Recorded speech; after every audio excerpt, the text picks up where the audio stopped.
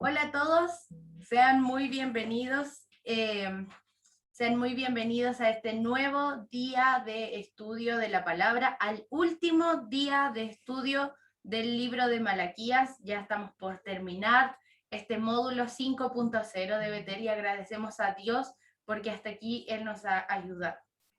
Antes de comenzar con nuestra clase, quisiera hablar y dar algunas indicaciones sobre el día lunes, que es la clausura de este módulo. El día lunes vamos a comenzar la sesión de Zoom a las 8, igual que siempre, y vamos a comenzar con el examen. Ya vamos a comenzar con el examen. Y para si ustedes quieren, si ustedes desean ver las clases de nuevo, genial. Pero las preguntas del examen son relacionadas a lo que ustedes pudieron interpretar, ya a las tareas que ustedes hicieron. Nosotros no vamos a preguntar nada que no esté dentro de las tareas, no vamos a buscar preguntas que sean rebuscadas, ¿ya? Van a haber preguntas generales con respecto a fechas, ya son muy generales. En fechas, por ejemplo, las caídas, ya le estoy dando súper tips. Las caídas de los imperios, cuánto tiempo estuvieron en exilio, cuánto, no sé, en qué tiempo profetizaron los profetas, fue antes o después del exilio o durante, cosas así con respecto a lo histórico, o quiénes fueron los reyes, cosas que son como bien generales. Y con respecto a la interpretación, las preguntas de interpretación que nosotros le hicimos en las tareas, vamos a sacar algunas cositas que ustedes puedan responder en el examen. ¿Ya? Así que eso con respecto al examen. Si después tienen alguna otra duda, al final de la clase o a sus tutores se las pueden hacer. No es complicado, no se angustien, no falten el lunes por un examen. Les quiero animar a eso. No deje de conectarse porque va a haber una palabra de Dios para terminar este tiempo. Vamos a orar, vamos a agradecer al Señor por este mes, porque va a ser un mes exacto que estuvimos estudiando la palabra con libros que sin duda confrontaron nuestras vidas, trajeron afirmación también a nuestras vidas. Hoy conversaba con una persona que es parte de Betel, que tomó una decisión de creerle al Señor y se está yendo a tomar una escuela de discipulado y entrenamiento porque Dios le habló y Dios resucita sueños cuando escuchamos su voz. Dios trae restitución, Dios trae restauración, Dios confronta nuestros corazones, Dios nos anima. Entonces, el lunes va a ser un tiempo de gratitud al Señor. Así que sin más, quiero dejar con ustedes a la profesora de la clase, y ustedes ya la conocen, ella es Carlita, parte de nuestro staff de Jucum Palabra Viva. Así que vamos a orar para comenzar. Señor Jesús, te agradecemos por este nuevo día, Señor, que nosotros podemos juntos estudiar tu palabra. Señor, gracias porque en ella encontramos riqueza. Gracias, Señor, porque en ella encontramos, Señor, tu voz hablando tan claramente a nuestros corazones. Señor, que queremos, Señor, deshacernos de toda dureza que pueda haber en nosotros y queremos escucharte, ser vulnerables. Si hay algo que cambiar en nosotros, Señor, que nuestros ojos sean abiertos, que sean abiertos a tu verdad, a tu bondad, Señor, que sean abiertos a ese propósito perfecto que tienes para nuestras vidas, Señor. Te entregamos este tiempo, te pedimos que tú guíes, Señor, a Carlita. Señor, te agradecemos por su vida, te agradecemos por ser una mujer, Señor, que es sensible a tu voz y es vulnerable a lo que tú quieres hacer en medio de esta generación, Señor. Te agradecemos en el nombre de Jesús. Amén. Gracias, Barbie. Hola a todos, ¿cómo están? Gracias por conectarse a nuestra última clase de este módulo, donde han sido, considero, muy valientes, porque realmente Los libros proféticos son muy confrontantes, llenos también de información, pero bueno, son valientes de la palabra una nueva generación, así que esperemos esta noche salir fortalecidos con su palabra, bendecidos con no solo de información, sino que Él traiga mucha revelación hoy a nuestras vidas. ¿Está bien? Para comenzar vamos a hacer un breve resumen de lo que vimos la clase pasada y ya enseguida les comparto lo que es las diapositivas. Y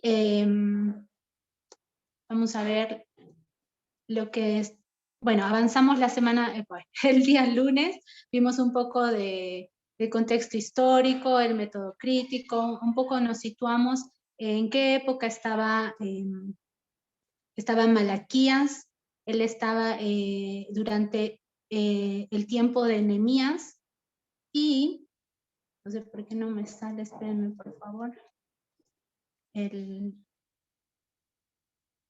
Entonces, no sé, ¿alguien que me quiera hacer un breve resumen? ¿Puede ser? Por favor. O lo que les haya llamado la atención, por ejemplo, vimos dentro del contexto histórico, ¿qué les llamó la atención?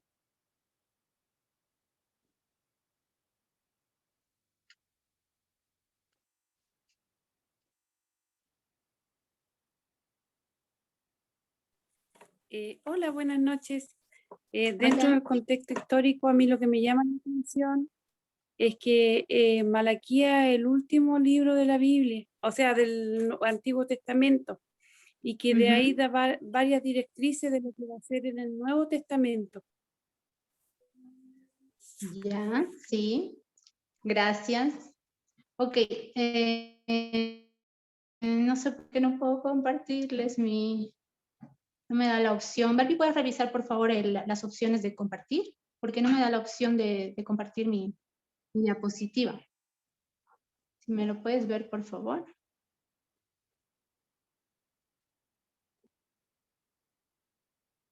No me da la opción.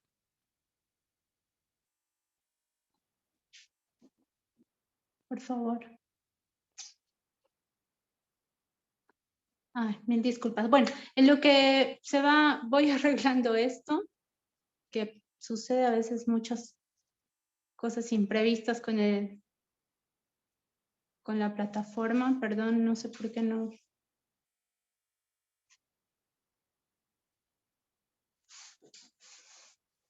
A ver.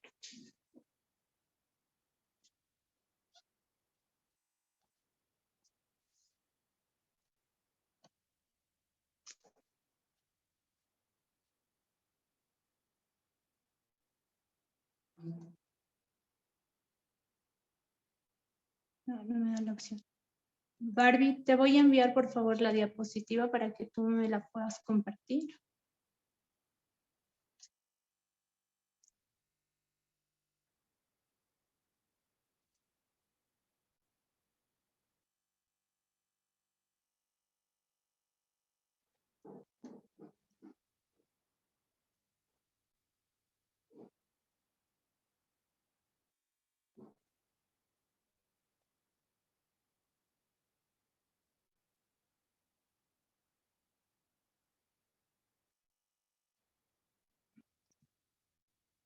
Bueno.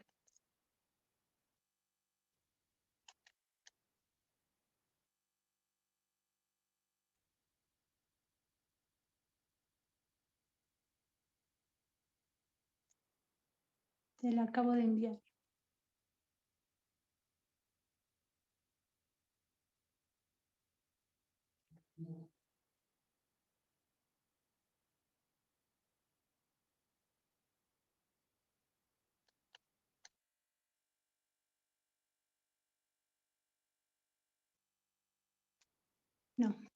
No me da, perdón, intento y no puedo. Bueno, Barbie, si me lo puedes compartir. Trata de enviarlo mío al WhatsApp. ¿Cómo? Si lo puedes enviar al WhatsApp.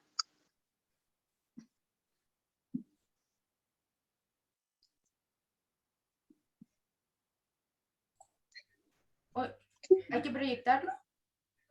Sí, por favor. Ya, lo voy a conseguir. Gracias. Ya. Mil disculpas. No sé por qué ahora pasó esto. La clase anterior no había ningún problema. Bueno, entonces nos situamos en este momento, en esta etapa que es lo último del Antiguo Testamento, el último profeta, y que estaba durante el tiempo de este líder que fue Nehemías reconstruyendo los muros, ¿verdad? Ellos ya habían regresado 100 años atrás ya a levantar todo lo que era necesario después del cautiverio. Vimos que el libro nos presenta bastantes nombres, personajes dentro de todo el texto que viene a ser Jacob, Esaú, también presenta Edom, y finalizando este libro habla de Moisés y de Elías, que durante la clase lo vamos a desarrollar. Entonces quería terminar con ustedes la parte de estas discusiones que yo les había dicho que en la que está dividido este libro. En realidad eso es para que nosotros tengamos un entendimiento del libro como una... Sí, un poquito más alto.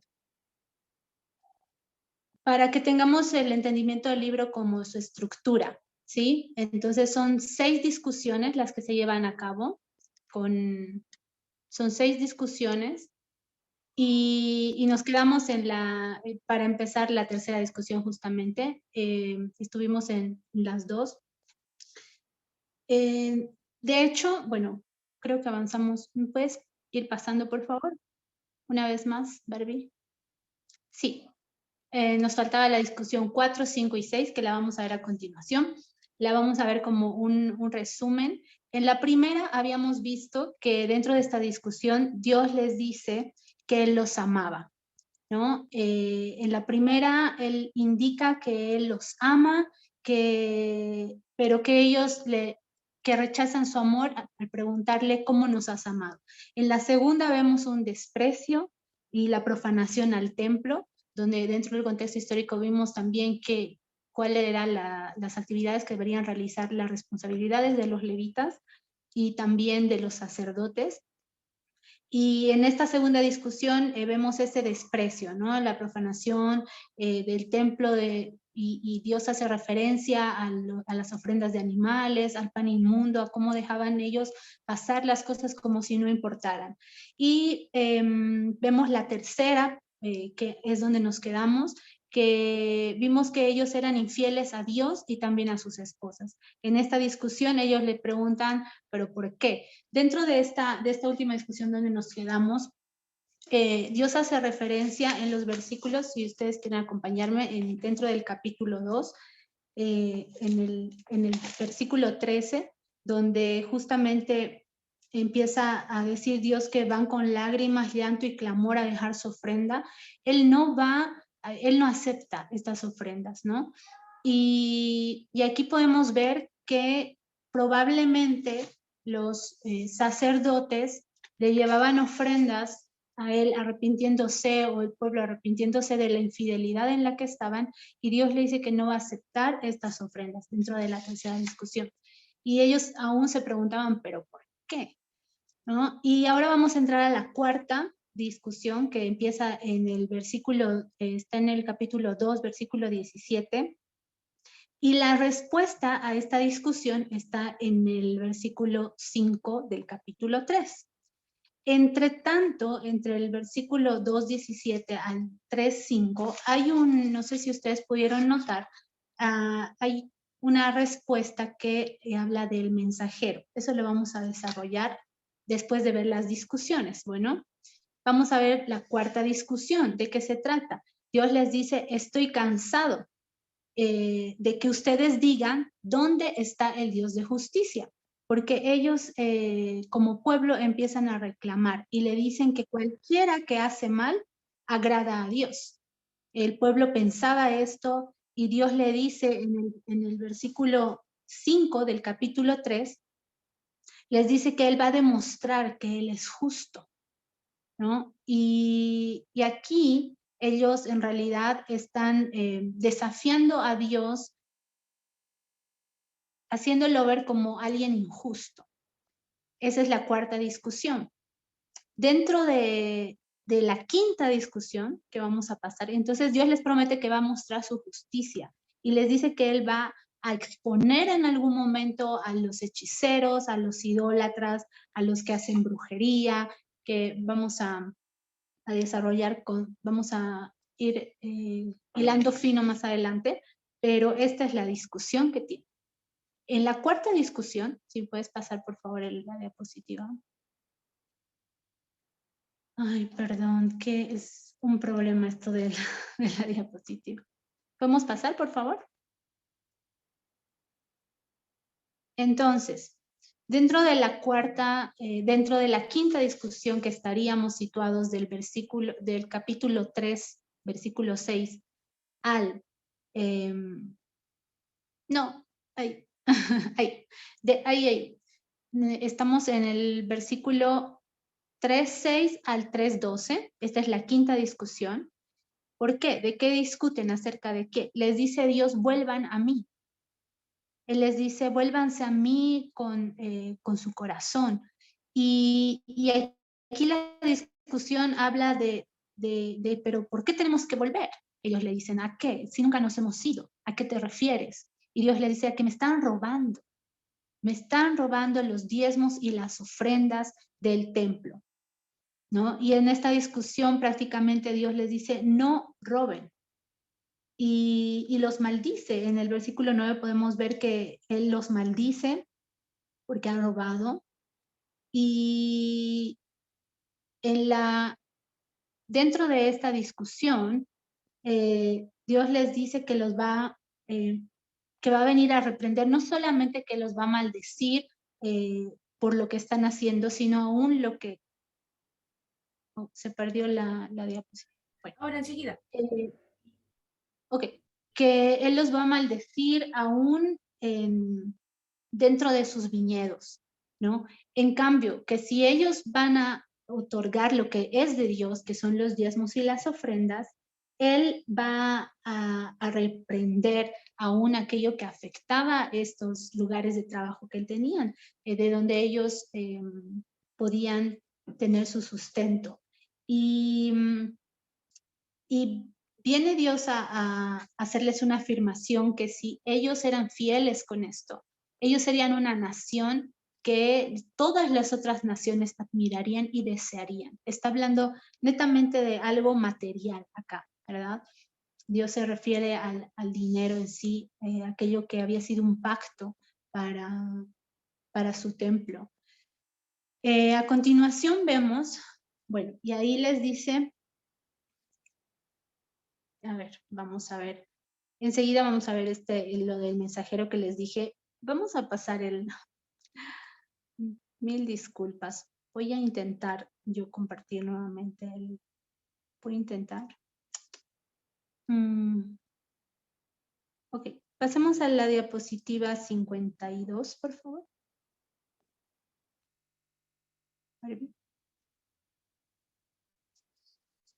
Y para terminar, en esta sexta discusión que se lleva a cabo entre ellos, es que Dios les dice, bueno, ellos le dicen, te servimos en vano, no, de nada sirve obedecer a Dios, de nada sirve trabajar para ti, porque los malvados tienen éxito. Y Dios les dice, acá les responde que hay un remanente fiel.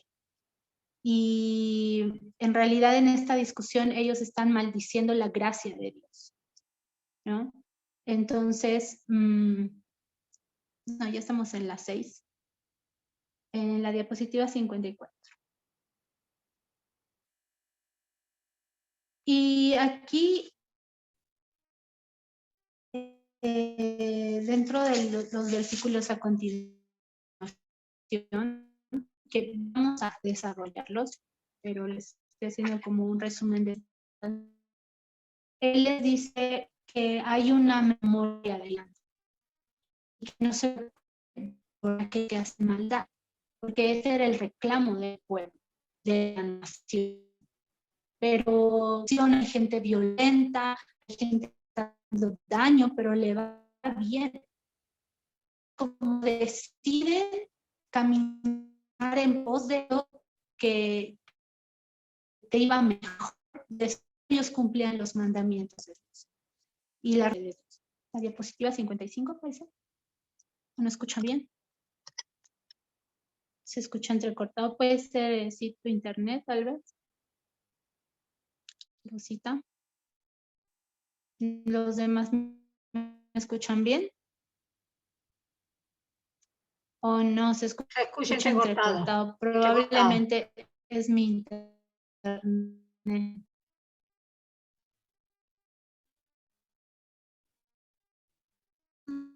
Estamos en una lucha. Desde parecer hay una lucha. Ay, no, lo siento mucho.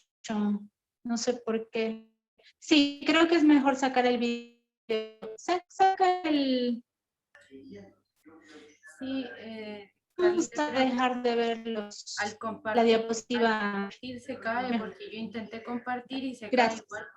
Probablemente eso corta la comunicación. Cortemos.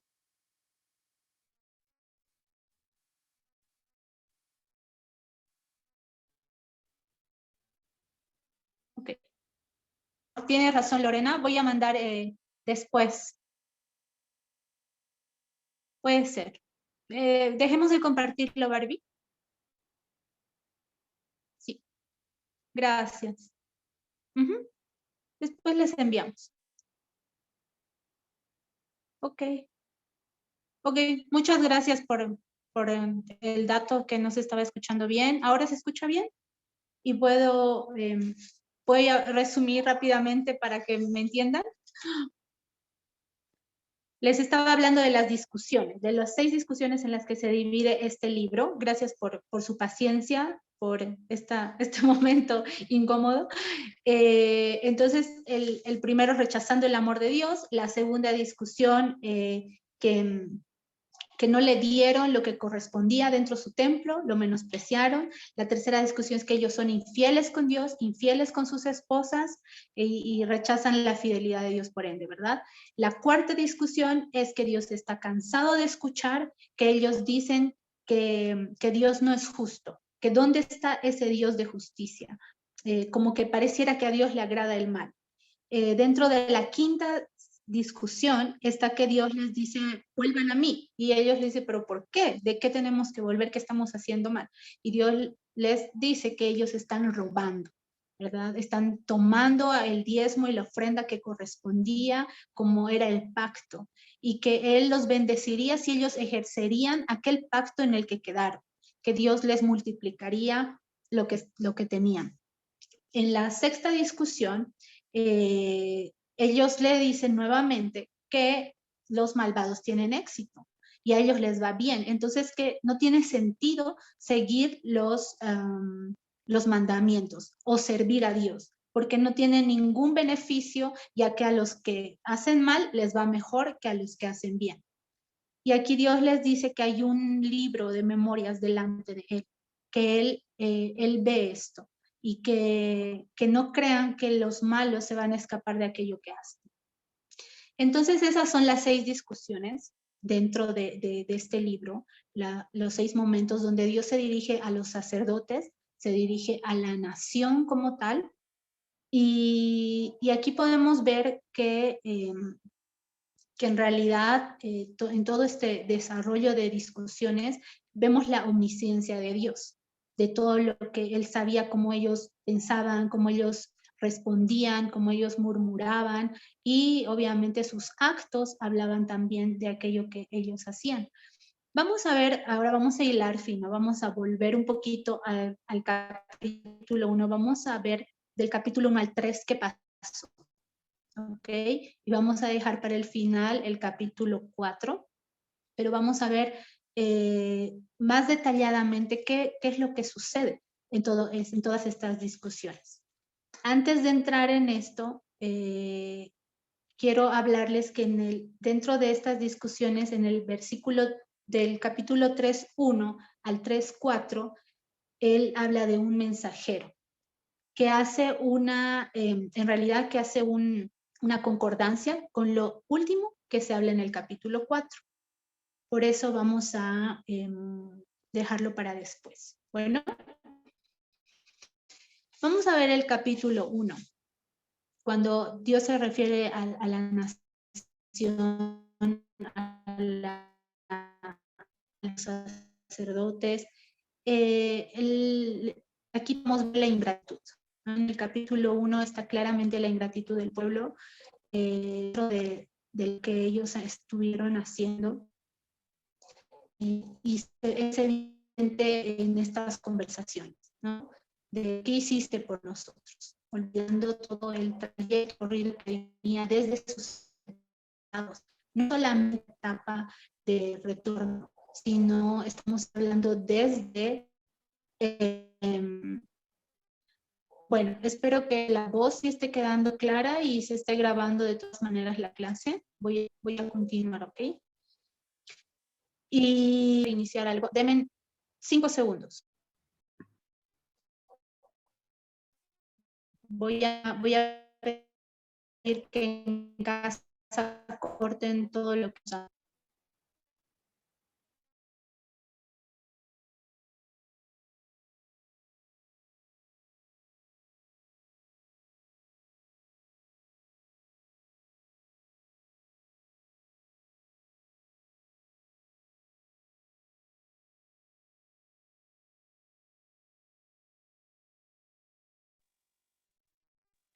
A ver, ahora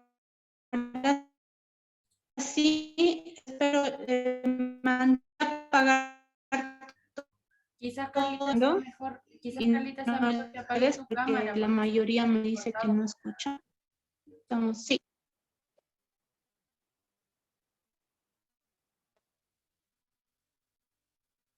No, probablemente, si todos apagan, puede ser, se escucha como un robot. Qué pena. ¿Qué hacemos, Bárbara? Carlita, mira, apaga tu cámara y ¿Qué hacemos? funciona porque es tu internet, me parece. Sí, eso le iba a decir, que el internet de Carlita puede ser porque están dos conectados con dos aparatos, ¿Ahí me puede escuchan? ser. ¿Está mejor? ¿Sí se escucha?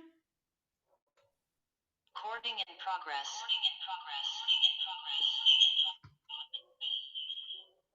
Bueno. ¿Escuchan ahí mejor? ¿Sí? Ok, gracias. Ay, qué problema. Qué pena. Perdón, mil disculpas. Bueno. Les decía que, bueno, estamos en el capítulo 1 viendo la ingratitud del pueblo, básicamente en los primeros 4 versículos. Vemos aquí un Dios indignado que le dice que aborreció a Esaú. Y lamentablemente ellos no supieron responder a este amor, ¿no? Y este es el gran problema acá. A los sacerdotes, él les habla específicamente a ellos en el versículo 6, donde les pide que puedan manifestar su honra y su temor al llamarlo Padre y Señor. Recordemos que en esta época ellos estaban bajo el dominio medo-persa y por eso hace una mención en el versículo 8 que les dice que si ellos van y llevan estas ofrendas, como ellos estaban haciendo las ofrendas de estos animales que estaban, que no eran sanos,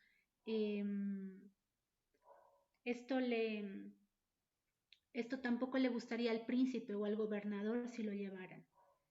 Entonces aquí Dios está mostrando qué tan despreciable era esto, que ni aún alguien en lo natural podría recibir tal ofrenda. Era una ofensa, literalmente. Y ellos sabían que dentro de la ley, dentro del libro de Deuteronomio, podemos ver que Dios les dijo que si no estaba sano, era mejor que no ofrenden. En el versículo 9 del capítulo 1, el profeta es quien se refiere a ellos y les dice, oremos para que Dios tenga piedad de nosotros. Y aquí Dios expresa que esto no le agrada y que no cumplían su parte. En el versículo 10 del capítulo 1, Dios muestra que él no tenía complacencia. Y aquí es muy triste porque Dios tiene una expresión en el versículo 10 que dice que Él prefiere que se cierren las puertas del templo, que si iba a continuar esto, era mejor que se cierren las puertas del templo. Recordemos que desde mucho antes estaba el tabernáculo, estaba el templo de Salomón, y no porque Dios quería un lugar físico, sino porque la intención de él siempre fue tener una relación con su pueblo. Entonces, cuando Dios hace esta expresión de prefiero que se cierren las puertas del templo, es como esta respuesta esta mala respuesta a esta invitación de tener un relacionamiento con ellos, ¿no? De esta comunión, de buscar que esta situación pueda ser cambiada en sus corazones, porque aquí el propósito de Dios finalmente era mantener un relacionamiento con ellos. Y en el versículo 11 del capítulo 1 vemos que hay una expresión interesante que dice Dios que aún en otras naciones se honra su nombre. Hay versiones que hablan en futuro, que dicen que su nombre será honrado, que las ofrendas serán aceptables. Y entonces habla un poquito como si eso fuese a pasar después, porque si nos ponemos a pensar que esto pasaba, que en otras naciones se honra su nombre, igual es un poco difícil de pensarlo, porque en realidad la nación que lo conocía y que sabía quién era este Dios y que conocía el pacto y la ley eran los judíos. Probablemente las versiones que muestran que en algún momento se honrará su nombre y las ofrendas serán aceptables, muestra esta promesa del Mesías, lo que vendría. Y cuando él menciona aquí mi nombre, lo menciona 2 veces. Recordemos que el nombre de Dios es el yo soy, el gran yo soy. Ese es su nombre, es como él se presenta cuando está teniendo una conversación con Moisés. Y es ese nombre que hace referencia a que él es, que él fue, que él es y que él será. Él les está recordando quién es él. Y en el versículo 12 declaran que no está mal deshonrar a Dios. Ellos como nación realmente no aceptan la deshonra que estaban haciendo en contra de él. Hay una versión que dice que es un fastidio cumplir sus mandamientos, en el versículo 13, que es demasiado difícil servir a Dios. Y por aquí yo creo que muchos de nosotros podemos identificarnos en la medida del relacionamiento que tenemos con Dios, ya sea ministerialmente o en tu vida diaria con Dios, de pensar que sus mandatos o obedecerlo o servirlo realmente es un fastidio, es algo incómodo, es algo difícil de sobrellevar. Y ellos le decían, sin ninguna reserva a Dios. En el 14 vemos que Dios se presenta como un gran rey. Él les dice que maldito el que engaña, el que teniendo machos en su rebaño promete y sacrifica a Jehová lo dañado. Que en realidad no era que sus animales estaban mal, era que ellos decidían darle algo que no era correcto, a pesar que lo tenían. Y aquí él se presenta como yo soy gran rey. En la versión Reina Valera es gran rey. Y a continuación es el Jehová de los ejércitos. este gran rey, porque dentro de esta, dentro del contexto en el que ellos estaban, que ellos, ya esta generación en realidad había conocido diferentes reyes, pero no sus propios reyes, porque recordemos que el reino unido se rompió después de Salomón. Ellos como generación no conocían un rey de parte de Dios, de parte del corazón de Dios. Y aquí está presentando este gran rey no solo como algo que ellos no conocían, sino como aquel rey permanente que vendría. Y él les tiene que repetir una y otra vez. No sé si les ha llamado la atención que durante todo el libro se repite Jehová de los ejércitos. Él se denomina Jehová de los ejércitos. En otras versiones se denomina el Señor de los ejércitos celestiales. ¿Y quién es este Jehová de los ejércitos? ¿A qué hace referencia? A que Él es el creador todopoderoso, que Él es el dueño de todo, que Él es omnipotente, Él es soberano del universo. Recuerdan que dentro de la historia vimos que los dioses persas, que ellos servían a dioses persas y que en este momento específico del ministerio de Malaquías, ellos tenían una religión que adoraba a este dios Aura, que creían que era un dios creador del cielo y de la tierra, y que existía el cielo y que existía el infierno y que un día haría justicia, con lineamientos muy parecidos a la descripción del Dios verdadero, que probablemente ellos fueron influenciados por los mismos judíos para crear esta otra religión. Sin embargo, era un Dios falso en el que ellos creían. Y aquí vemos a Dios durante todo este proceso, recordándoles prácticamente en cada capítulo, muchas veces, que Él es el Creador Todopoderoso, que Él es el soberano del universo. Tiene que recordarles qué Dios es en medio del contexto en el que ellos estaban. Vamos entrando al capítulo 2 y vamos viendo que Él empieza con un mandato y una advertencia específicamente a los sacerdotes, aquellos que eran de la tribu de Leví, que estaban encargados de cosas específicas en el templo y además privilegiadas. Aquí les dice que decidan cambiar de corazón, que decidan obedecer, que decidan honrarlo. Y si no fuese así, el resultado sería la maldición. A veces hay descripciones de cómo Dios habla muy fuertes. En el versículo 3 de este capítulo 2 les dice que Él les untará la cara con estiércol, con excremento, ¿verdad? Y bueno, no vamos a decir otro sinónimo, pero ustedes lo saben.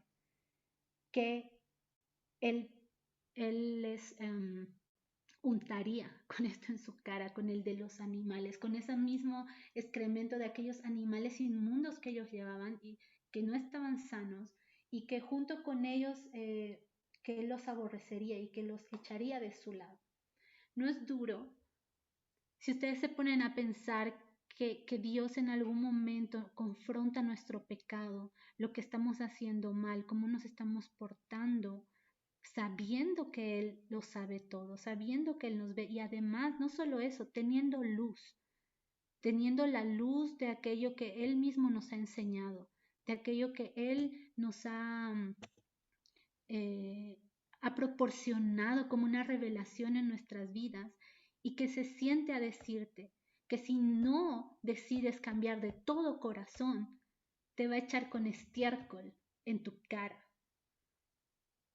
¿No es fuerte que Dios nos diga eso, sentados frente a Él en un momento de confronto, y que el propio Dios te diga que te va a untar con estiércol en tu cara, porque no decides cambiar de corazón, porque no decides seguir el pacto que hiciste con Él? Muchas veces como cristianos se reproducen versículos muy lindos de la Biblia, que está bien, no son mentira, que nos animan, que nos traen esperanza y aliento. Pero estos versículos no son conocidos. ¿Por qué? Porque no nos gusta ver que Dios es justo, porque nos cuesta creer este carácter de Dios que confronta el pecado y que espera de su pueblo, de sus hijos, la respuesta al pacto, porque Él es fiel. Muchas veces vivimos aprovechando la gracia y no respondiendo a la gracia. A continuación les dice que el pacto con ellos era de vida y de paz, y que si ellos vuelven, que si de verdad hay este cambio de corazón, Él va a cumplir, que Él permanece en pie con el pacto. No es como, ok, fallaron y ahora ya no voy a cumplir.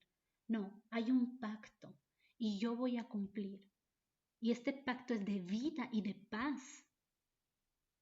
No es lo que humanamente, en nuestra limitada forma de ser humanos, nosotros buscamos esto, vida y paz. Del versículo 4 al 6, Él les recuerda que si lo hicieran, que en algún momento ellos lo hicieron, que sí lo hicieron, que su pueblo, que sus antepasados sí cumplieron. Hubo temor, hubo honra, instruyeron a las personas, hicieron su trabajo, lo que tenían que hacer como sacerdotes. Y que aún más Él destaca, Dios aquí destaca, que muchos se convirtieron de sus malos caminos, gracias a que ellos ejercieron su ministerio como tenían que hacerlo. Yo no sé el tiempo que lleves dentro del cristianismo, desde el día que le dijiste a Dios que sí, pero me imagino que mínimamente una persona, gracias a que tú le evangelizaste, a que tú le hablaste de Dios, esa persona empezó a tener un relacionamiento con Él. Y es maravilloso estar en el centro de la voluntad de Dios y que tú seas un instrumento de que mucha gente vaya a Él.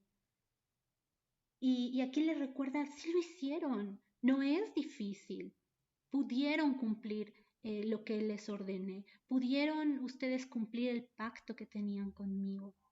Y hubo fruto, hubo un buen fruto de eso, de esa obediencia. En el versículo 7 les dice a los sacerdotes que en este tiempo en el cual ellos estaban viviendo, que bueno, sus antepasados sí pudieron hacerlo, pero en realidad ellos estaban dando mal ejemplo ahora. Y que si bien con los antepasados mucha gente se había volcado a Jehová, gracias al mal ejemplo que ellos estaban dando, mucha gente se estaba alejando de Dios. ¿Alguna vez alguien ha sido para ti piedra de tropiezo? ¿O tú has sido para alguien piedra de tropiezo? Si alguien ha sido para ti, bueno, yo sé de muchas historias de gente que ha lastimado a la misma gente cristiana. Y escuchar testimonios que entre cristianos podemos lastimarnos tanto conociendo el amor de Dios, conociendo su palabra, conociendo su gracia, los procesos. Es mucho más duro ser lastimado por alguien de tu propia familia, en este caso nuestra familia cristiana, que por alguien que no conoce a Dios.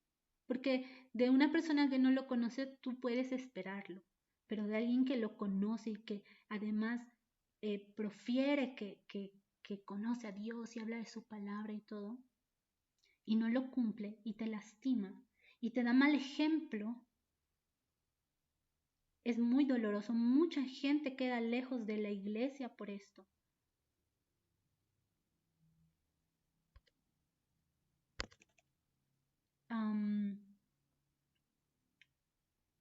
¿Y tú has sido mal ejemplo? ¿Tú has sido piedra de tropiezo? Si alguien ha sido para ti piedra de tropiezo dentro de la iglesia, te ha lastimado, te ha herido, yo te pido perdón esta noche en nombre de esa persona. Porque nunca un hermano en Cristo debería reflejar de manera errada el carácter de Dios. Y si tú has sido piedra de tropiezo para alguien, ponte a cuentas con esa persona, ponte a cuentas con Dios. Porque nosotros estamos para hacer luz y sal en esta tierra.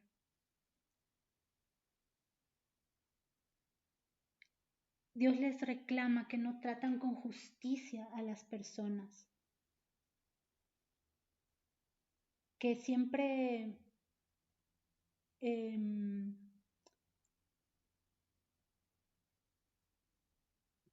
que constantemente ellos estaban haciendo cosas que lastimaban al resto del pueblo.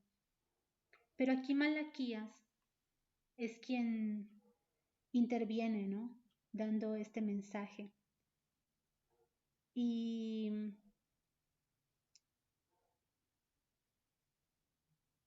aquí el profeta en el versículo 10, él hace como recalca que ellos fueron creados por Dios. Les dice, ¿no tenemos todos un mismo Padre?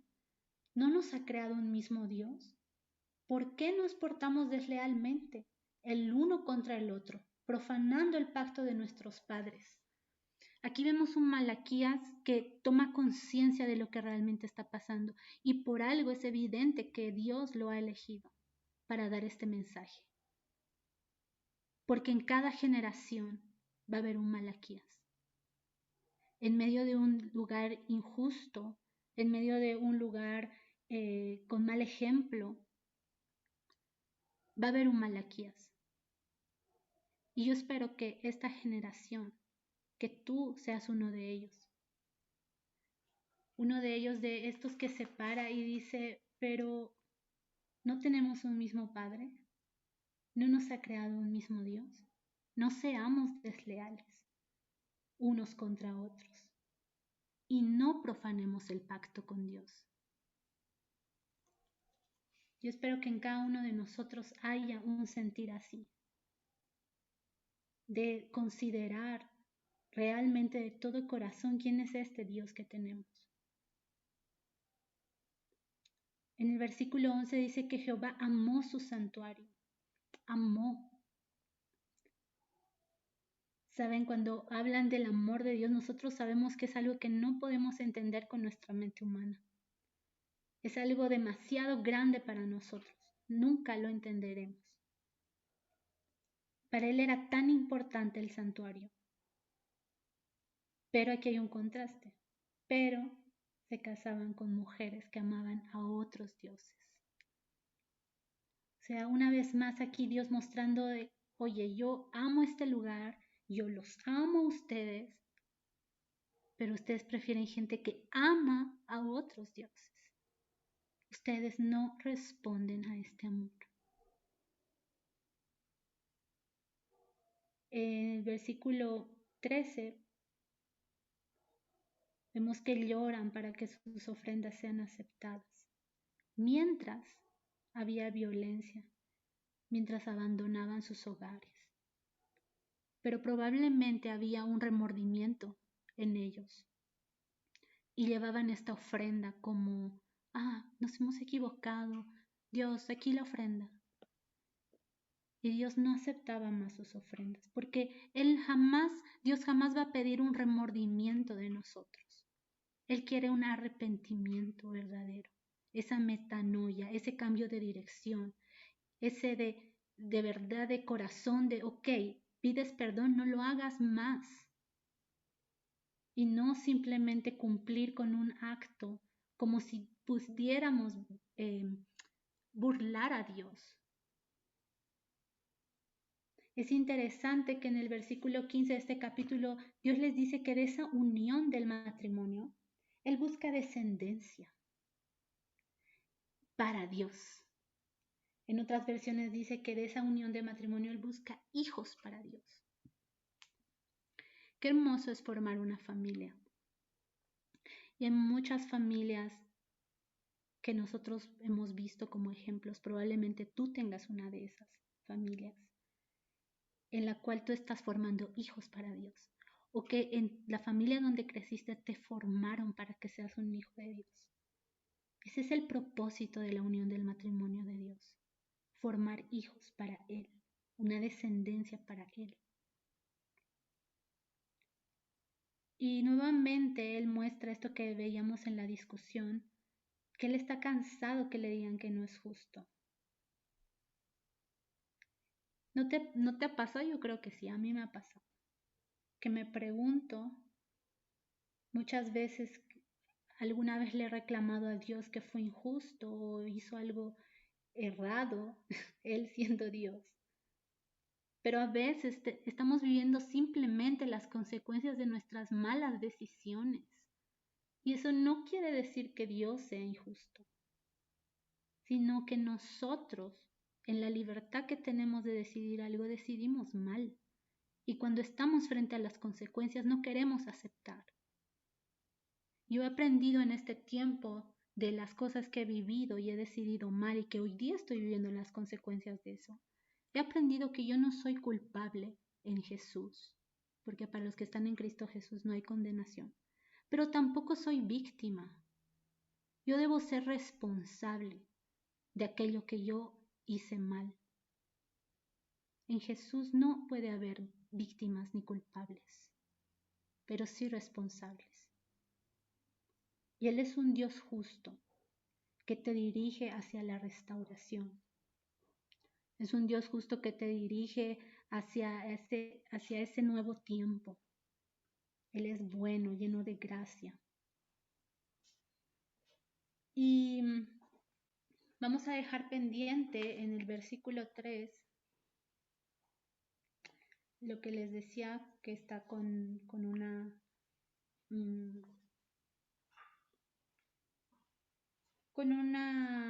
concordancia con el versículo, con el capítulo 4, 5. Y vamos a pasar a esta parte donde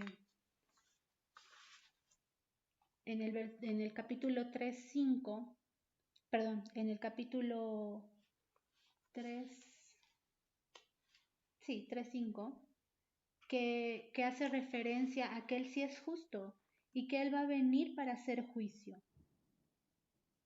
En otras versiones dice que Él está ansioso por ser testigo contra los hechiceros, los adúlteros, los que juran mentira, los que defraudan el salario de quienes trabajan para ellos, los que se aprovechan de las viudas, de los huérfanos, que hacen injusticia.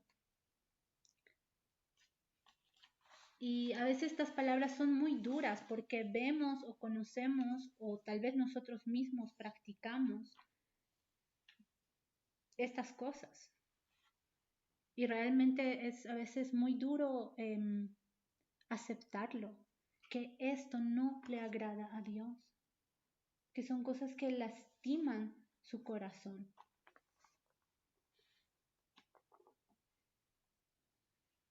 Y aquí vamos entrando a algo que para nosotros como iglesia debería ser un acto tan generoso de corazón, como dice el Nuevo Testamento, que Dios ama al dador alegre. Y entramos en este tema de los diezmos y ofrendas, que por cierto los cristianos siempre han sido muy criticados por esta parte, ¿no? Dentro de los cultos, llevar adelante el momento de los diezmos y ofrendas. Se ha dado una imagen y ha habido mucha gente en realidad que se ha aprovechado de la fe pidiendo esto para sí mismos, ¿no? Para enriquecerse. Pero aquí vemos que era un pacto desde los antepasados del pueblo de Israel y era algo que para Dios tenía un sentido y lo tiene. Ellos han estado robando. ¿Qué es robar? Es tomar algo que no es tuyo. Y ellos no estaban depositando esto porque no estaban depositando este monto que sabían que le pertenecía a Dios y que además sabían que los levitas vivían de esto. Y esta la parte donde le dice en el 3:10 que traigan todos los diezmos al alfolí y hay alimento en mi casa. Y pruébenme ahora que yo soy Jehová de los ejércitos. Si no, les voy a abrir las ventanas de los cielos y derramaré sobre ustedes bendición hasta que sobreabunde. Es muy triste ver que nosotros como cristianos muchas veces desconfiamos tanto de este Dios proveedor, de este Dios Jireh, que a veces uno se aferra a cosas materiales con una mentalidad de huérfano, con una mentalidad de miseria, pensando que va a faltar y no le da a Dios lo que le corresponde, no por la gente, no por la iglesia, no por los hombres, por los humanos, sino por no tener dependencia total del corazón, en tu corazón, dependencia de Dios, de creer. Cuando yo empecé en la misión, algo que a mí me impactó mucho fue que yo llegué con el sueldo que yo tenía del trabajo en el que yo estaba, y para mí no era ningún problema cuando dijeron, bueno, hay que pagar tal escuela y cuesta tanto, y yo dije, ok. Y mientras yo recibía las clases, hasta la tercera semana yo creo que recién supe que dentro de la misión la gente vivía por fe, por lo menos dentro de Jucum. Porque sé que hay otras misiones que tienen un apoyo fijo mensual, pero dentro de Jucum yo no tenía idea, porque yo aparte había llegado pensando que era una iglesia. Entonces tampoco llevaba mucho tiempo en la iglesia local, llevaba 1 año y medio congregándome y yo no sabía el movimiento. Entonces cuando llego a Jucum y tomo estas clases y pago porque me dicen que hay que pagar, para mí era normal en mi mentalidad, todavía en esa área humana. Yo venía de un contexto donde todo se paga, ¿verdad? Y todo se cobra, así se mueve el mundo, que todo tiene un precio. Y cuando en una de las clases, una de las maestras dice, y aquí hacemos esto por amor, aquí nadie cobra un sueldo o algo así. Para mí ese momento fue una admiración para ellos, porque yo veía que ellos trabajaban con tanta excelencia para mi escuela, que era la de la primera escuela que estaba tomando. Veía a qué hora se levantaban, cómo nos trataban, cómo cocinaban para nosotros. Todo lo que hacían era muy excelente a mi forma de ver. Para mí realmente yo estaba en una universidad. Y claro, en una universidad donde se habla 24 horas de Dios. Y cuando yo supe que ellos no cooperaban, porque para mí era que cada maestro recibía su sueldo, fue impactante. Me impactó y yo dije, ¿cómo que no reciben sueldo? Y que entonces, ¿cómo viven, no? ¿De qué viven? Y de hecho hay unos memes, no sé si ustedes lo vieron, de jucumeros en algún momento, donde hay una pizarra muy grande y hay muchas fórmulas matemáticas, físicas y de todo. Y el meme dice, yo tratando de explicar a mis familiares cómo vivo por fe. Realmente explicar la provisión de Dios no se puede explicar. Pero este Dios que dice, pruébame, y si no abriré las ventanas de los cielos y derramaré sobre ti bendición por hacer lo que debes hacer en cuanto a las finanzas, hasta que sobreabunde. Y realmente yo sé que mucha gente que ha experimentado esto, o ustedes que sirven, muchos de ustedes en iglesias también, ustedes saben que la iglesia se sostiene de esto. Vemos muchos hermanos que realmente no entienden esta parte de, no es por el ministerio, no es por la persona, es creer y confiar en Dios. Y entiendo que nosotros vivimos hoy en día en un mundo, como les digo, que todo tiene su precio, ¿no? Todo tiene su precio y hay frases como que por dinero baila el mono, o que toda la gente tiene su precio, tú le ofrezcas algo y esa persona se va a vender. Recientemente vi una polémica en México que tenían elecciones y varios de los influencers empezaron a etiquetar este partido político y se enteraron que había todo una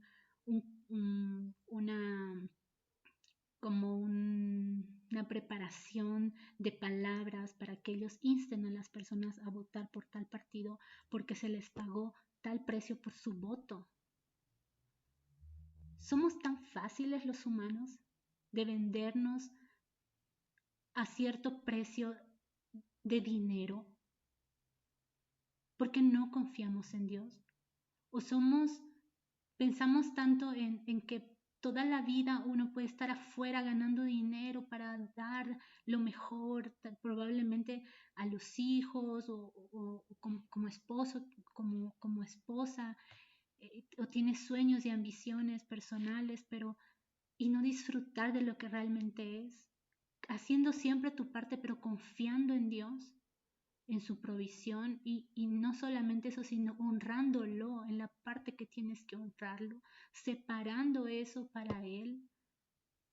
No necesariamente, probablemente dentro de la iglesia, pero separando ese dinero para Él, para su obra, no sé, para llevar alimento a los niños a la calle, gente que necesita o algún amigo que necesita y tú apartar ese dinero y decir realmente yo confío que este dinero es del Señor, Él me lo ha dado por gracia y esta es su parte.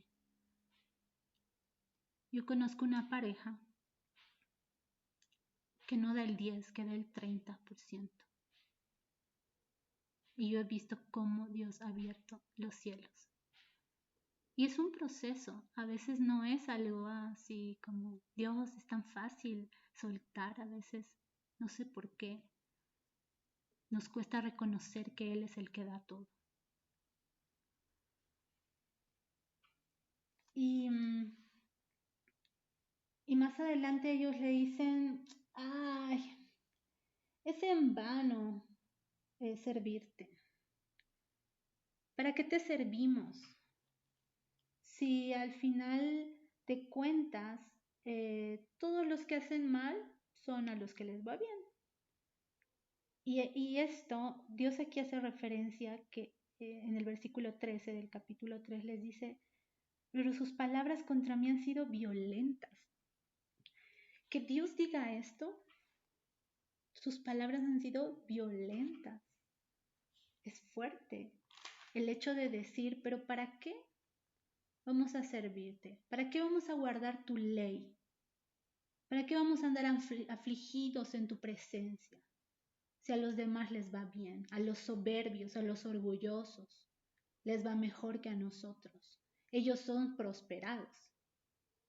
Y ellos escapan, aún en medio de todos sus malos actos, se libran de ti. Y entonces, ¿para qué continuamos? Honrándote. Y le dice Dios ¿qué decimos pues ahora? Bienaventurados son los soberbios y los que hacen impiedad no solo son prosperados, sino que tentaron a Dios. Bueno, ellos continúan. Y Dios les dice en el 16, entonces los que temían a Jehová hablaron cada uno a su compañero, y Jehová escuchó y oyó, y fue escrito libro de memoria delante de él para los que le temen a Jehová y para los que piensan en su nombre. Serán para mí especial tesoro, ha dicho Jehová de los ejércitos, en el día en que yo actúe, y los perdonaré como el hombre que perdona a su hijo que le sirve. Entonces volveréis y discerniréis la diferencia entre el justo y el malo, entre el que sirve y el que no sirve a Dios. Dios aquí hace una revelación magnífica de qué va a pasar con la gente que sí le teme, de que a Él no se le escapa una, de que Él sí sabe cómo están actuando, qué es lo que están haciendo, cómo están pensando. Él sí sabe. Y hace una revelación que delante de Él hay un libro de nombres, hay un libro de memorias, donde Él los titula que son el especial tesoro. Estos son mi especial tesoro, estos son los que son mi propiedad exclusiva. Estos son los que yo poseo, estos me pertenecen. Yo soy dueño y señor de esta lista de personas. Cuando dice, voy a tener compasión como el padre que muestra compasión por ese hijo que le sirve, este servicio habla de obediencia. Voy a tener compasión como el papá que ve que su hijo es obediente.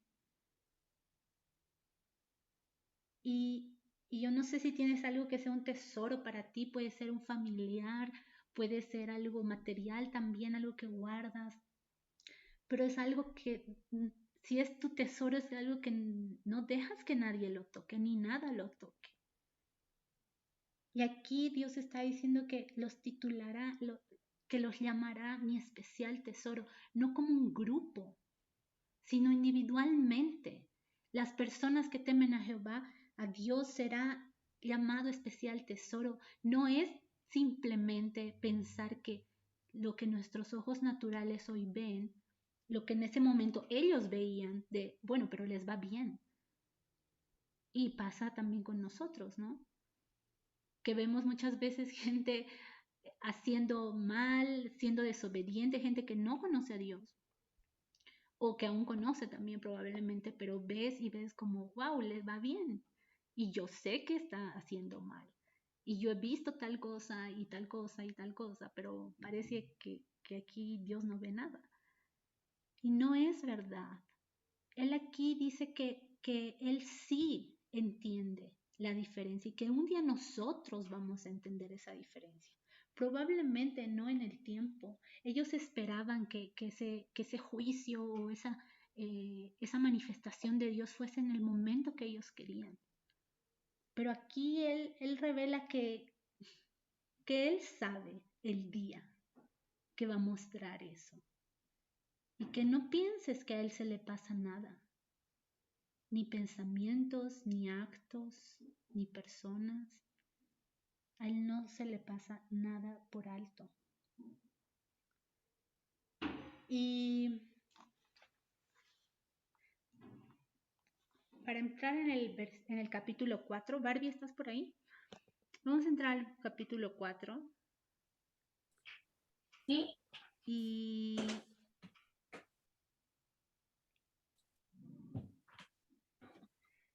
quiero que podamos tener un momento de alabanza con Bárbara, con Fran, creo que está por ahí, no sé. Los dos nos van a guiar. En un momento, bueno, yo no sabía que estaba con cámara, acabo de verlo. En un momento que yo sé que en medio de ustedes, porque han tomado todo este proceso, toda esta etapa de Betel, no solo esto, pero esta es una manifestación de aquella búsqueda que hay en su corazón por este Dios verdadero.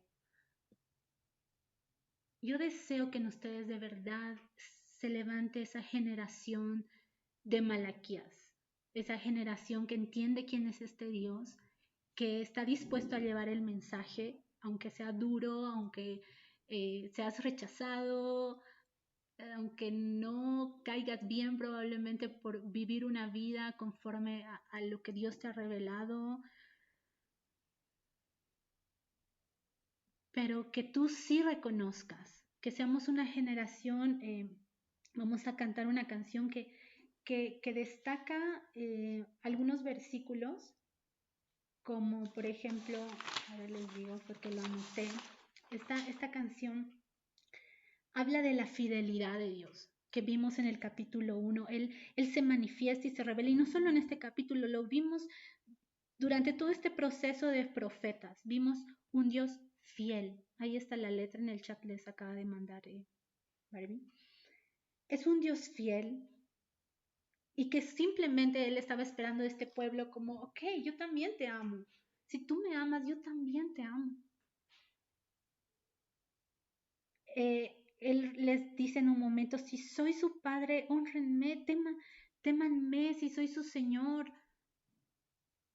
y que reconozcamos que Él es nuestro papá, que Él es nuestro Señor.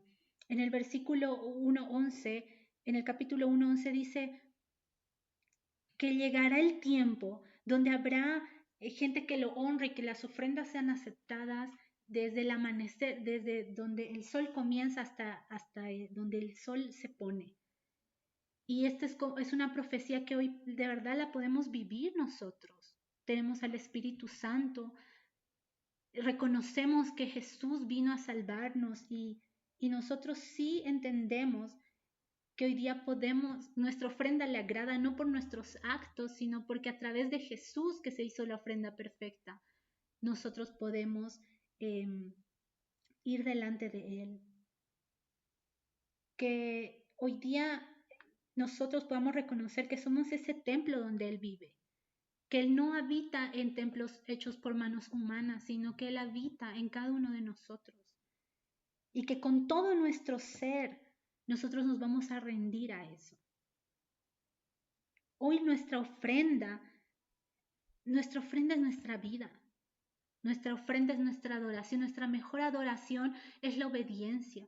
Nuestra mejor adoración no es una canción, es determinar que nosotros queremos ser obedientes, que nosotros con nuestra vida entregada 100% a Él, nosotros queremos adorarlo, que nuestra vida sea una ofrenda para Él. Vamos a pedirle a Barbie y a Frank que nos guíen en esta adoración, y yo te pido que ahí veas la letra y que si puedes la cantes, si la conoces, si no, igual la escuches y declares que tú reconoces que Dios ha sido fiel y ha sido bueno en tu vida. Vamos, Barbie. Sí, Señor. Sí, Señor, tú has sido tan bueno, Señor. Queremos ser esta generación, Señor, que te busca, aún en medio, Señor, de tanta oscuridad. Queremos, Señor, ser esa generación que te reconoce su Rey, que te reconoce su Señor en todos sus caminos, Señor. Te amo, Dios. Tu amor nunca me falla. Mi existir en tus manos está. Desde el momento en que despierto hasta el anochecer, yo cantaré de la bondad de Dios. En mi vida ha sido bueno. En mi vida ha sido tan fiel. Con mi ser, con cada aliento, yo cantaré de la bondad de Dios. Amo tu voz, me has guiado por el fuego.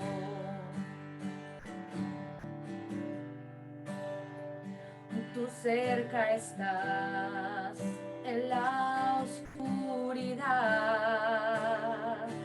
Te conozco como Padre y como amigo fiel. Mi vida está en la bondad de Dios. En mi vida ha sido bueno. En mi vida ha sido tan fiel.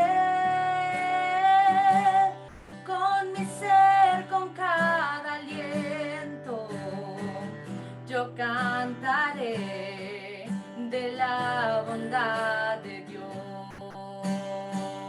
En mi vida ha sido bueno. En mi vida ha sido bueno. En mi vida ha sido tan fiel. En mi vida ha sido tan fiel. Con mi ser, con cada aliento, yo cantaré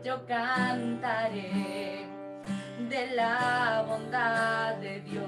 Tu fidelidad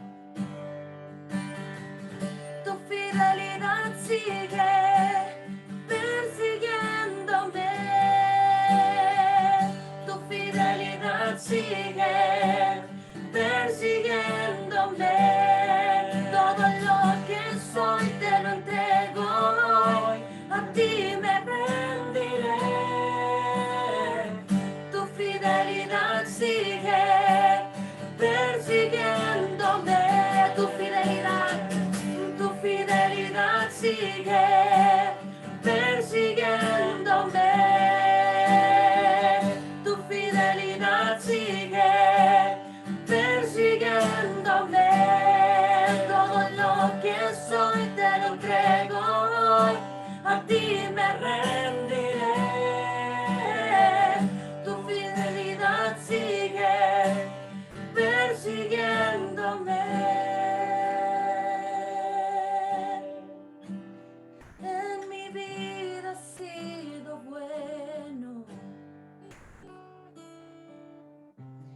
En mi vida has sido tan fiel. Con mi ser, con cada aliento, yo cantaré de la bondad de Dios. Una vez más en mi vida. En mi vida has sido bueno.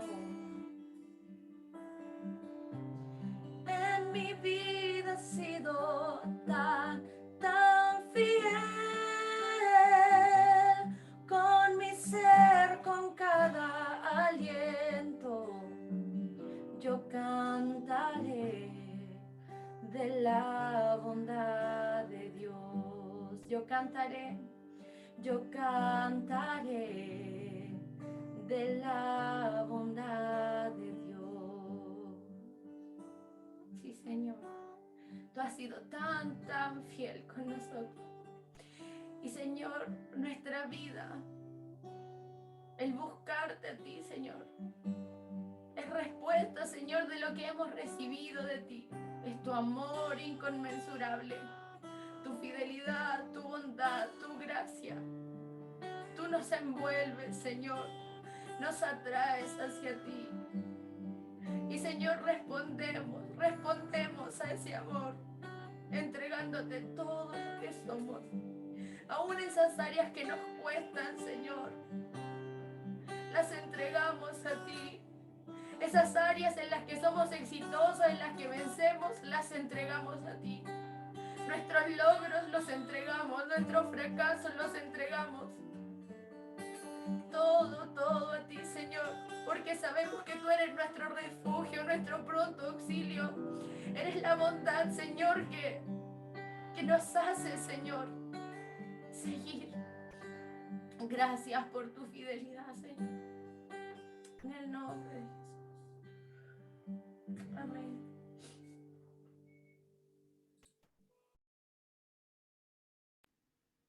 Amén. Gracias, chicos. Él ha sido bueno, Él ha sido fiel a cada uno de nosotros.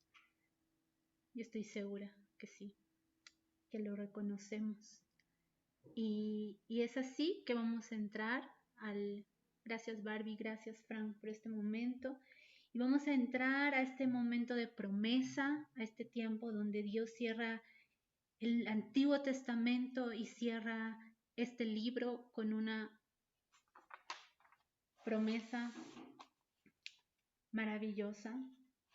Y vamos a ver, previamente a ver el capítulo 4, volvamos rápidamente al capítulo 3, del 1 al 4, vamos a ver un poco.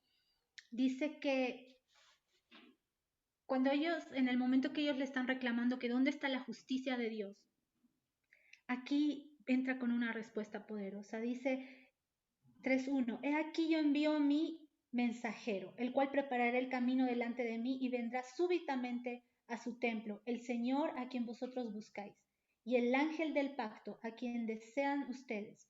He aquí viene, así ha dicho Jehová de los ejércitos. vendrá súbitamente, vendrá de repente, vendrá en un momento donde no lo esperan. Y esto ya está en marcha, esto ya se está haciendo, indica aquí. Y aquí estamos hablando de dos mensajeros en realidad. El primero que cuando habla de mi mensajero y también el ángel del pacto a quien ustedes buscan, está haciendo referencia a Juan el Bautista. Eso podemos ver en Lucas 1:76, si quieren anotar ahí la referencia que después lo vamos a leer también. Y también se refiere aquí en esta porción a que Jesús es quien está viniendo, ¿no? Que eso es a quien desean. Este es el ángel del pacto a quien ellos desean, a quien ellos quieren ver, a este Salvador que desde sus antepasados les habían contado que iba a llegar. Y aquí en el versículo 2 vemos que, bueno, podríamos ver que está hablando probablemente de una segunda venida, porque les dice que quién podrá soportar el tiempo de su venida, o quién podrá estar en pie cuando Él se manifieste, porque Él es como fuego purificador y como jabón de lavadores. Pero probablemente también es esta primera venida, ¿no? Esta primera donde Hebreos nos dice que Él ha venido a purificarnos, que Él ha venido a llevar a cabo la purificación de los pecados. Y describe a Jesús como fuego purificador y lo describe como un jabón que limpia también. Les dice en el 3 que Él se sentará, y en todas las versiones habla que Él se sentará, que este purificador, que este jabón que vendrá a limpiar, se sentará para afinar y limpiar la plata, porque limpiará a los hijos de Leví, los afinará como el oro y como la plata, y traerán a Jehová ofrenda de justicia. Todo esto encerrando una descripción de Jesús, y lo podemos ver en Hebreos en Hebreos 1:3, cuando dice que él, bueno, empieza Hebreos diciendo que él había hablado a través de los profetas, él había hablado a través de muchas cosas, y ahora él hablaba por medio de su Hijo Jesucristo. Y aquí está su Hijo Jesucristo siendo manifestado, y dice el 1:3 de Hebreos, después de llevar a cabo la purificación de los pecados, se sentó a la diestra. Entonces aquí vemos que era Jesús que lo describe literalmente cómo hizo y después se sentó. Se sentó, Apocalipsis también dice, lo describe como el que está sentado en el trono, y muchos versículos del Apocalipsis describen a Jesús así, que Él es el digno, el que está sentado en el trono. Y en Efesios también vemos que Jesús está hoy día sentado en lugares celestiales y que estamos sentados junto con Él en esos lugares celestiales. Pero es Él. Estos versículos están hablando de Él, ¿no? Y en esa primera introducción de Juan el Bautista. Entonces vámonos al capítulo 4. Ya para terminar, como les decía, esta promesa que Él viene haciendo, que habla del día ardiente, ¿no? De Jehová, que será como un horno donde todos los soberbios, todos los que hicieron mal, van a ser como nada en algún momento, ¿no? Van a desaparecer, y entra un contraste maravilloso porque dice, más a vosotros, más, pero ustedes, los que temen mi nombre, para ustedes nacerá el sol de justicia. Para ustedes habrá salvación. Dice que este sol de justicia en sus alas traerá salvación. Y que saldrán y saltarán como los becerros de la manada, ¿no? Que aquí hace una alegoría, muestra una figura de cómo va a ser esa alegría manifestada, y va a ser que van a saltar como los terneros al salir del establo, ¿no? Esa alegría de libertad. Y expone con esta figura cómo va a ser ese día de salvación. Y a continuación, después de esta promesa que deja, les dice, pero acuérdense de la ley de Moisés, esa que le entregué en Horeb, en el monte Sinaí, ¿no? Esas ordenanzas y esas leyes. Les decía dentro del contexto histórico el otro día que no simplemente eran estos 10 mandamientos los que ellos tenían que cumplir, habían 613 mandamientos, toda la Torá, todo el Antiguo Testamento, bueno, las leyes que ellos habían recibido, que habían sido manifestadas delante del pueblo, tenía que ser algo que se acuerde y que te acuerdes de este siervo Moisés. ¿Por qué? ¿Qué significaba? Porque aquí en realidad cierra y hace un cierre interesante mencionando a quien fue Moisés un siervo, pero también lo une al profeta Elías. Entonces él está uniendo la ley y los profetas. Jesús dijo que él no vino a anular, a abolir la ley, él la vino a cumplir y que en él se cumplía la ley y los profetas. Está cerrando este libro con esa maravillosa promesa de este Mesías que vendría, que ya era el tiempo, después de que Dios haya hablado a través de sus profetas, lo que nosotros hoy ya los reconocemos, porque sabemos que aún lo que se llama los 400 años de silencio, no es que Dios no haya hablado, porque hay hechos y eventos históricos en los cuales Dios jamás dejó de hablar, pero a través de los profetas es hasta este momento que Él habla. Y aquí une la ley y los profetas. Yo tengo una pregunta para ustedes, que es el versículo 5, y vamos a enviar a grupos. Barbie, ¿estás por ahí? Para que enviemos a grupos. Le envié también la pregunta. Ahí Sí, dice, ¿de cuántas personas divide el grupo, Carla? amigo, de 3 puede ser. O 4, Perfecto. tú ves. De 3 yo creo. Ahí tenemos en el 4:5 que he aquí yo os envío al profeta Elías, antes que venga el día de Jehová grande y temible. Nosotros entendemos que este profeta Elías había vivido prácticamente 400 años antes de la profecía de Malaquías. Entonces, ¿a qué se refiere? ¿Por qué dice que lo enviará 400 años? Se supone que él había sido arrebatado dentro del contexto histórico, hasta que él subió en un torbellino a los cielos. Y aquí dice, los envío al profeta Elías. ¿Quién era este profeta Elías?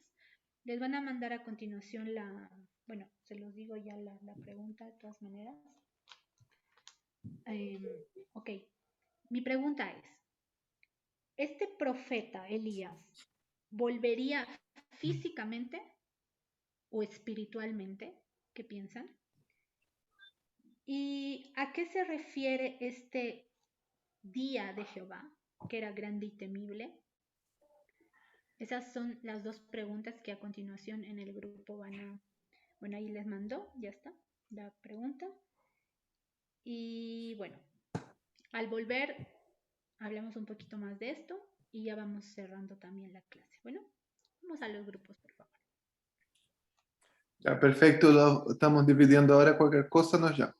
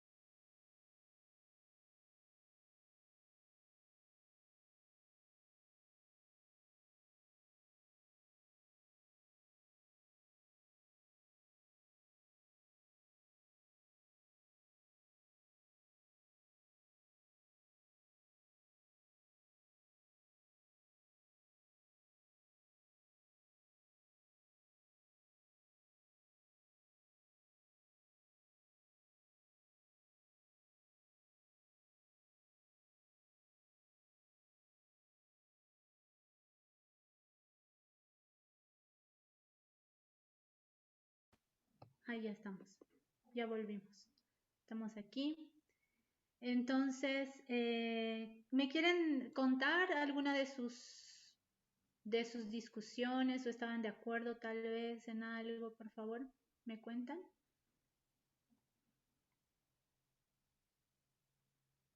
¿Cómo les fue? ¿Qué piensan?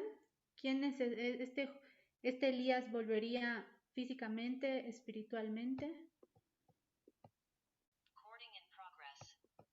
Bueno, en mi grupo llegamos más o menos a la conclusión que va a regresar físicamente para testimonio al pueblo de Israel y a muchos, porque tiene que volver, no va a quedar sangre ni carne, no va a heredar el reino de los cielos, entonces va a tener que volver y va a tener que dar su vida.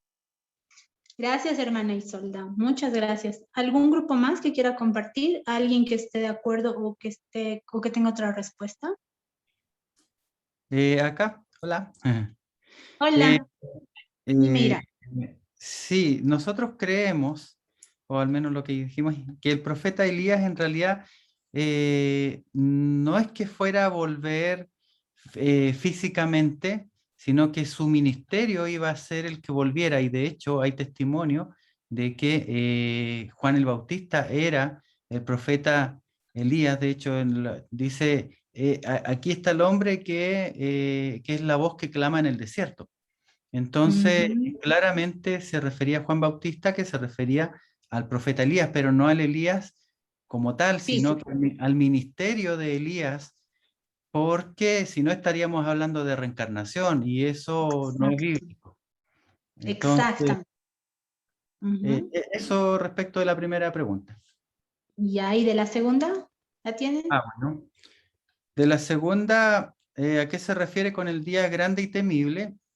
Estábamos recién hablando acerca de las cosas que estaban trastocadas en cuanto a la adoración al Señor. Estábamos hablando acerca de corazones que no eran sinceros, estábamos hablando de ofrendas que estaban mal hechas, estábamos hablando de que no se estaba tomando en cuenta lo sagrado, y así varias otras cosas. Y también, por otro lado, estamos hablando también de que venía un momento en que Dios iba a purificar a los levitas, refinándolos como oro y plata para que vuelvan a ofrecer sacrificios aceptables al Señor.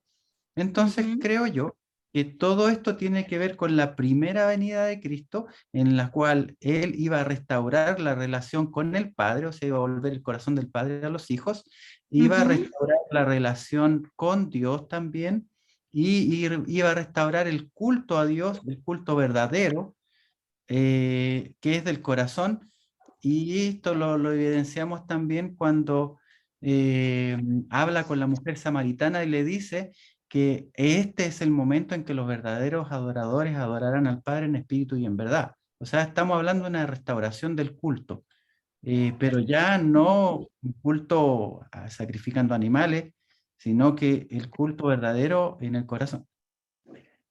Muchas gracias, Irán. Sí, El día terrible, me están soplando acá el día terrible.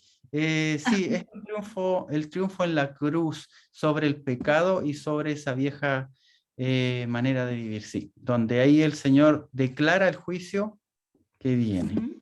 Eso. Muchas gracias, Irán. Muy claro, muchas gracias. Muy bien.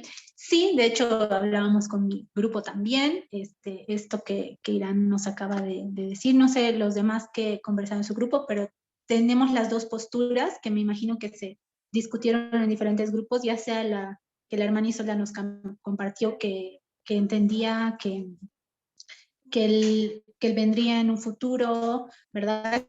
Que y el hermano Irán nos dice que era algo espiritual en realidad, ¿no? Que era el ministerio.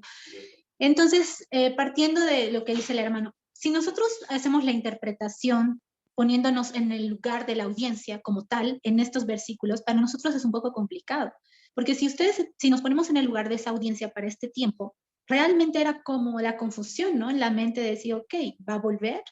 ¿Va a volver Elías? ¿En qué momento va a volver? Ellos sabían quién era Elías, sabían que era un profeta que había doblegado a la gente que rendía culto a un falso Dios. Entonces sabían que este profeta había ido en un torbellino al cielo. Entonces, con esta información, ¿qué ellos pensarían? Gracias a que nosotros estamos viviendo en otro tiempo, que nosotros ahora tenemos los 2 testamentos y nosotros tenemos esta información de que llegó Juan el Bautista, de que llegó Jesús, obviamente la situación es diferente en nuestra interpretación. De hecho, algunos estudiosos, bueno, la mayoría de los estudiosos dentro de estos versículos coinciden que efectivamente el profeta Elías, que sería enviado, que así como también lo leemos en el 3:1, que era el mensajero que preparara el camino, era Juan el Bautista. Y vamos a leer algunos versículos, por ejemplo, Lucas 1:17 dice, e irá delante de él con el espíritu y el poder de Elías, para hacer volver los corazones de los padres a los hijos, literalmente como dice en el versículo 6 también, y de los rebeldes a la prudencia de los justos, para preparar al Señor un pueblo bien dispuesto. También tenemos en Mateo 17 que decía que a Jesús le preguntaron por él, y ahí Jesús dice, a la verdad Elías viene primero y restaurará todas las cosas, mas yo les digo que Elías ya vino y no le conocieron, sino que hicieron con él lo que quisieron. Así también harán con el Hijo del Hombre, padecerá de ellos. Entonces los discípulos, dice el 13, comprendieron que les había hablado de Juan el Bautista. Entonces ahí vemos algunos versículos, y claro, a Juan sí le preguntaban y le decían, está en Juan 1:21, le preguntaron, ¿qué pues? ¿Eres tú Elías? Y Juan el Bautista dijo, no soy. Y le dijeron, ¿eres tú el profeta? Y Juan el Bautista dijo, no, porque es como bien decía Irán, podríamos estar hablando entonces de una reencarnación y nosotros no creemos en eso como cristianos, ¿verdad? Entonces entendemos ya con todo el panorama hecho, efectuado, antes de Mateo, bueno, les dije Lucas 1:17, les dije Mateo 17 del 11 al 13 y la otra era Juan 1:21. Entonces, y bueno, hay más versículos que tienen esta concordancia que indican y se hace evidente que este Elías de Nadar vino de una forma espiritual, ¿no? Y que era Juan el Bautista. Ahora este día de Jehová grande y temible, también se dice, al igual que Irán, que podríamos entender también nosotros que es este día donde Jesús triunfa en la cruz, como bien lo decía mi hermano, y que viene a hacer este momento donde el pecado entra en juicio, ¿verdad? Y aquí es Jesús quien nos libera. Pero también probablemente se esté hablando de esta primera y la segunda venida, que también tenemos dentro de estas promesas que habrá una segunda venida de Jesús. No vamos a entrar en una discusión si es la primera o la segunda, porque hasta aquí podemos ver algo. Vamos a sacar algo importante, que Dios cumple sus promesas, y lo pudimos ver en el trayecto de todo lo que se dijo históricamente, no solo en la Biblia, sino hay muchos libros de historia que respaldan todo lo que sucedió.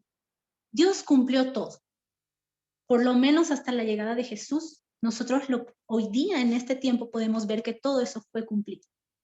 Este último capítulo pudimos ver el cumplimiento de este capítulo. El panorama para nosotros hoy día está mucho más explicado y verdadero. Y independientemente de que también hable de la segunda venida, ¿qué podemos esperar? Que esto también se va a cumplir. Nosotros podemos entender que esto sí va a pasar. En el 6 dice, Él hará volver el corazón de los padres hacia los hijos y el corazón de los hijos hacia los padres. No sea que yo venga y hiera la tierra con malicia. ¿Quién? ¿Quién hará volver? La predicación de este mensajero, de este Juan el Bautista. Ahora, ¿cuál era su predicación? El arrepentimiento. Arrepiéntanse de sus pecados, porque el reino de Dios se ha acercado. Juan el Bautista bautizaba en arrepentimiento. Él decía, la verdad yo bautizo en agua para arrepentimiento, pero llegará el día que el que es mayor que yo bautizará en el Espíritu Santo. Entonces, esta predicación de arrepentimiento volvería el corazón de los padres a los hijos. Se dice que probablemente hay estudiosos que creen que esta reconciliación es literalmente de padres a hijos, en un contexto de estas dos figuras, tanto el padre como los hijos. Pero también está esta visión de una reconciliación en realidad, de una reconciliación generacional. Tengamos en cuenta que muchas veces en el Antiguo o en el Nuevo Testamento se habla del pueblo de Israel, de los antepasados como los padres, como me tentaron sus padres en el desierto, como el pacto que hice con sus padres. Entonces los padres son este pueblo de Israel que lo conoció desde el principio, quienes entraron desde el pacto, desde la promesa que él hizo con el pueblo, y que estos serían los padres, y que en realidad los hijos serían esta nueva generación que viene entrando en la familia de Dios, no solamente en el contexto judío, sino también todos aquellos que se convertirían, que es nuestro caso, ¿no? Los gentiles que entrarían. Y entonces estamos viendo una promesa de una reconciliación de generaciones, de una reconciliación de